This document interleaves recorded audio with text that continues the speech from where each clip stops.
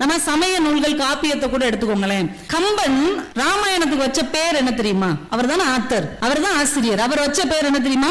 ராம அவதாரம். ஆனா நம்ம சொல்ற பேரு கம்ப ராமாயணம். நம்ம என்ன நினைக்கிறோம்? நீ வேணா ராமனை பெருசா நினைக்கலாம், எங்களுக்கு ராமனை விட கம்பன் என்கின்ற படைப்பாளி தான் பெரிது என்று மக்கள் வச்ச பேரு கம்பராமாயணம். அவர் வச்ச பேரு ராமாவதாரம். எவ்வளவு அழகு பாருங்க.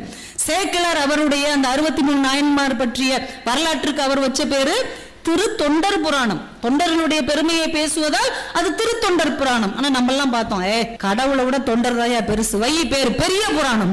சிவனுக்கு புராணமே திருவிளையாடல் புராணம் தான். ஆனா சிவனுடைய தொண்டர்கள் பற்றிய புராணம் தான் எங்களுக்கு பெரிய புராணம். எப்போதுமே தொண்டர்கள் மதிக்கப்பட வேண்டும் என்று அன்றைக்கே சிந்திச்சவங்க நம்முடைய முன்னோர்கள். அதனாலதான் திருத்தொண்டர் புராணம் பெரிய புராணமாக மாறி இருக்கிறது என்றால் இதற்கு பின்னால் எவ்வளவு பெரிய அரசியல் விழிப்புணர்வு இருக்கிறது என்பதை நாம புரிந்து கொள்ள வேண்டும்.